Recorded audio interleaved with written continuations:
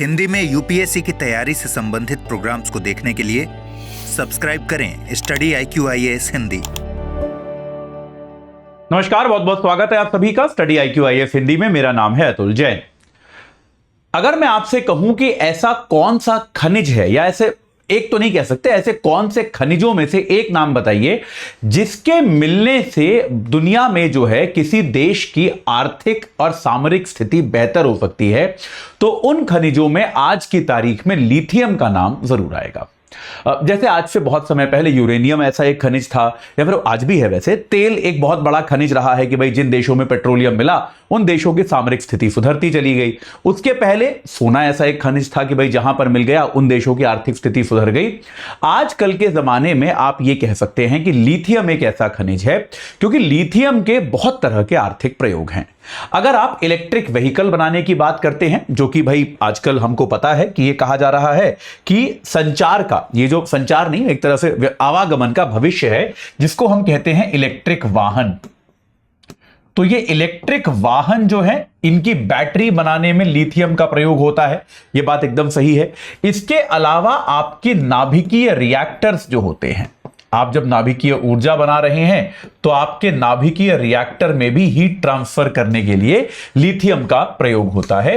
तो आपका लिथियम नाम का ये जो खनिज है, ये जो धातु है, ये कहां पर मिलती है, इससे काफी कुछ निर्भर करता है कि आपका देश जो है वो दुनिया में कैसी स्थिति में माना जाता है या उसका भविष्य कैसा है। तो एक बहुत अच्छी खबर आ रही है इस पर्सपेक्टिव में कि भारत में अभी एक संसद में एक प्रश्न के उत्तर में भारत के जो अर्थ साइंसेस के मंत्री हैं जितेंद्र सिंह, उन्होंने एक प्रश्न के जवाब में ये उत्तर दिया है कि भारत में कर्नाटक के 2 जिलों में लिथियम के भंडार प्राप्त हुए हैं। तो कर्नाटक के 2 ऐसे जिले हैं, जिनके कौन से जिले हैं आपको बताऊंगा, कि जहां पर अभी सर्वे में हमको पता चला है कि लिथियम के बड़े भंडार वहां पर उपलब्ध हैं और जिनका दोहन जो है भारत करना चाहेगा। इनका दोहन करने के लिए भारत के साथ साथ रूस ने भी निवेश की इच्छा जताई है।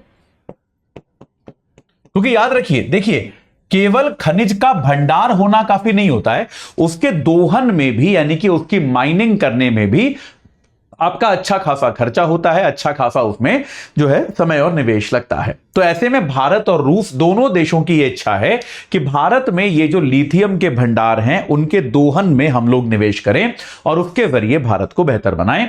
तो भाई ये जो है, ये कौन से जिले हैं, यहां पर क्या पाया गया है, इसके बारे में चर्चा करेंगे। लेकिन उसके पहले आपको बता दूं कि हमारा P2I बैच जो है ये शुरू हो रहा है 27 तारीख, यानी कि कल से शाम 6 बजे से। AJ लाइव कोड लगाकर 27,999 में आप जुड़ सकते हैं। और इस बैच का एक बहुत बड़ा हाईलाइट, इनफैक्ट सबसे बड़ा हाईलाइट जो है कि यह बैच इंडियन पॉलिटी के साथ शुरू हो रहा है। और अध्यापक कौन है इसमें इंडियन पॉलिटी के? आप सभी के प्यारे अमृत उपाध्याय सर। बहुत समय से ये मांग चल रही है, मांग चल रही थी, अब तो पूरी हो गई, तो अब चल रही है, क्यों कहेंगे, तो ये मांग चल रही थी कि भाई अमृत उपाध्याय सर इंडियन पॉलिटी पढ़ाएं, ये बहुत लोगों की इच्छा थी। तो भाई अमृत उपाध्याय सर जो है उन्होंने इस बार पॉलिटी पढ़ाना स्वीकार किया है।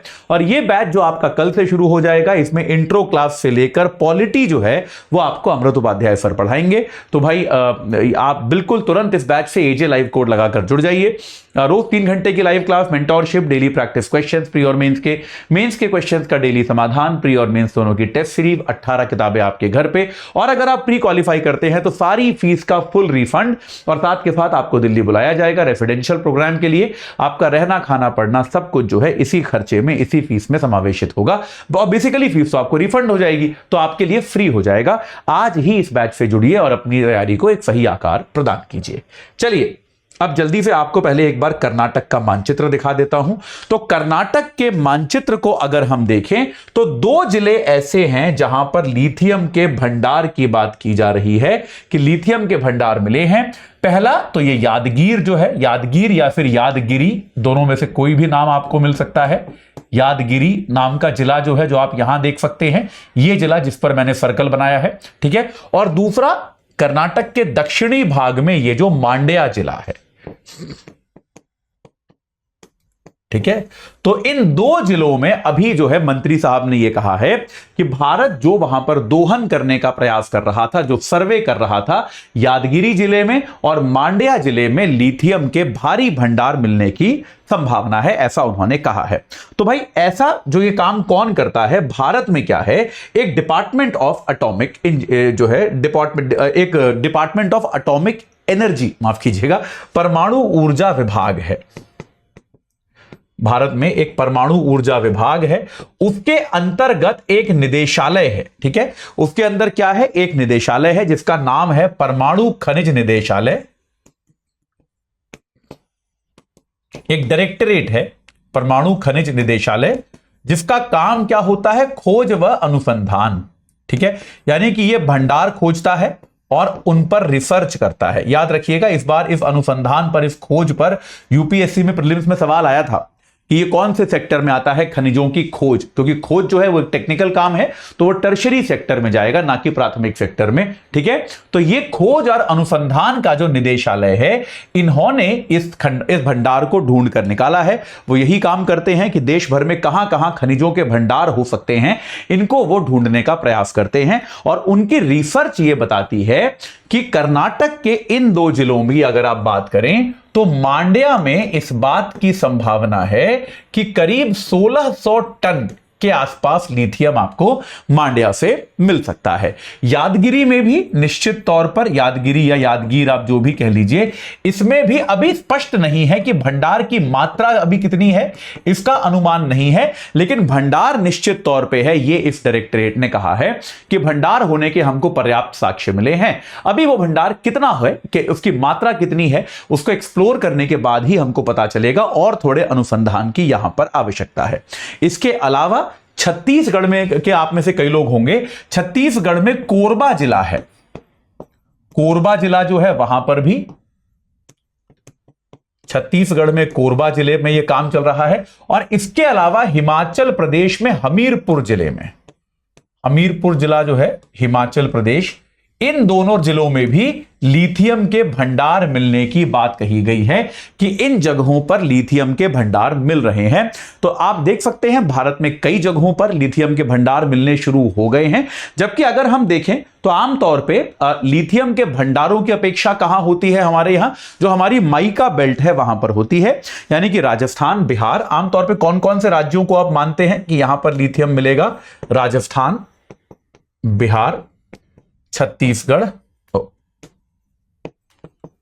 छत्तीसगढ़ बोलते बोलते मैं अंकों में 36 लिखने लग गया। खैर, छत्तीसगढ़, आंध्र प्रदेश, उड़ीसा, कर्नाटक, आंध्र प्रदेश, उड़ीसा, कर्नाटक। ठीक है जी, ये जो राज्य हैं, इन राज्यों में संभावना है कि इन राज्यों में हमको ये जो भंडार हैं लिथियम के, ये और बड़ी मात्रा में मिल सकते हैं, जो कि निश्चित तौर पर आने वाले समय में हमारी नाभिकीय ऊर्जा का जो उद्योग है और साथ के साथ हमारे यहां बैटरी बनाने की जो इंडस्ट्री है उसमें मदद देंगे। जैसा कि आपको मैंने पहले बताया कि भारत ने और रूस ने, मंत्री जी ने अपने बयान में यह भी कहा कि अभी इन पर रिसर्च चल रही है, इन पर काम चल रहा है। भारत ने अभी इनके दोहन की प्रक्रिया जो है वो आधिकारिक तौर पर शुरू करी नहीं है।